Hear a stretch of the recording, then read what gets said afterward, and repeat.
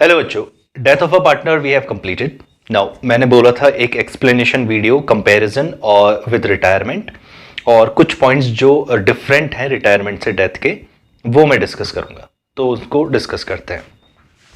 तो मैंने यहाँ पर को जो पॉइंट है ये सिमिलर पॉइंट्स हैं और ये दो पॉइंट हैं जो डिफरेंट पॉइंट हैं रिटायरमेंट से। तो similarity of retirement of a partner and death of a partner में आप लोगों को क्या क्या करना है, ठीक है। ऑन बोथ द ओकेजन्स आप लोगों को गेनिंग रेशियो फाइंड आउट करना पड़ेगा, ठीक है। ये सिमिलर है इसमें। शेयर इन गुडविल ये आपको निकालना ही पड़ेगा, ठीक है। चाहे वो डिजीज पार्टनर हो या फिर रिटायरिंग पार्टनर, उसका शेयर ऑफ गुडविल आपको निकालना पड़ेगा और वो गेनिंग रेशियो या फिर जो भी आपका कॉन्सेप्ट है आपको पता है उसके बेसिस में वो कंपनसेट हो जाएगा। रिवैल्यूएशन का प्रॉफिट या लॉस ये अभी भी आपको करना है, दोनों केसेस में आपको डिटरमाइन करना है।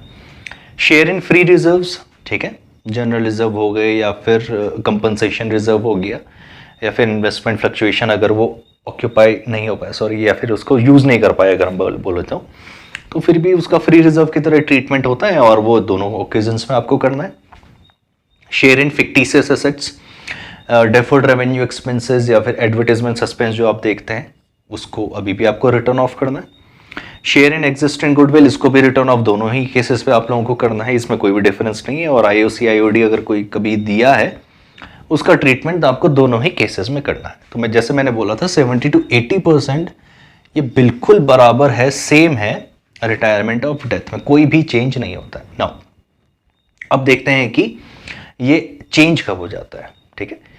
अगर हम रिटायरमेंट को सिर्फ नॉर्मल केसेस में देखें, ठीक है, नॉर्मल केसेस का मतलब जो हम लोगों ने एक टॉपिक पढ़ा था retirement during the accounting year, अगर उस कॉन्सेप्ट को ना देखें तो रिटायरमेंट में कभी भी ये दोनों कॉन्सेप्ट आपके आएंगे ही नहीं, ठीक है। ये स्पेसिफिकली आपको डेथ ऑफ अ पार्टनर में ही देखने को मिलेंगे। लेकिन सिंस हम लोगों ने रिटायरमेंट ड्यूरिंग अकाउंटिंग ईयर हम लोगों ने देखा हुआ है, तो उस कॉन्सेप्ट के हिसाब से ये दोनों ही केसेस हमारे पास आएंगे, ठीक है। तो पहला क्या है, share of profit and loss, ये आपको निकालना पड़ेगा, ठीक है, from date up to the date of death oblique retirement, ठीक है।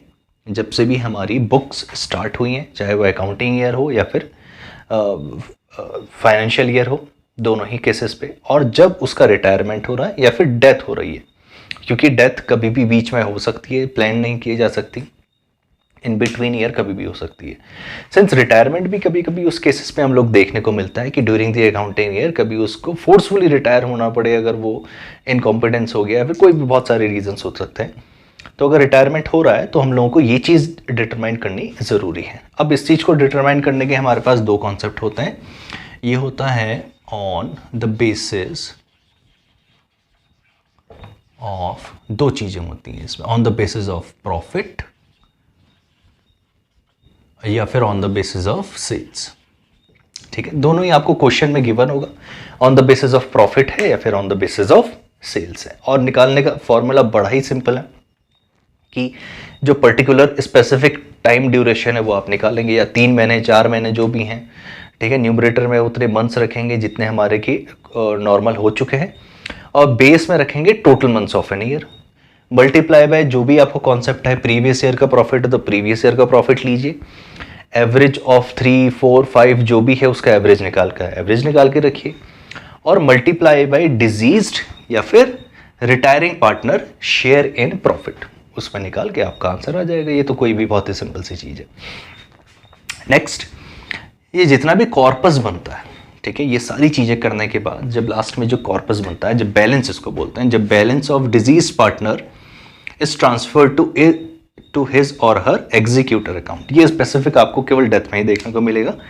अदरवाइज जो रिटायरिंग पार्टनर है उसके ही लोन अकाउंट में या फिर उसमें ट्रांसफर कर दिया जाता है, क्योंकि अब डिजीज पार्टनर तो रहा नहीं, तो उसका जो भी लीगल हायर होता है उसके एग्जीक्यूटर अकाउंट को आपको बनाना हम लोगों ने देखा। ये स्पेसिफिकली स्टार केस लिख देता हूँ मैं, ये केवल डेथ ऑफ अ पार्टनर में आप लोगों ने देखने को मिला, ठीक है। बाकी सारी चीज़ें सेम है।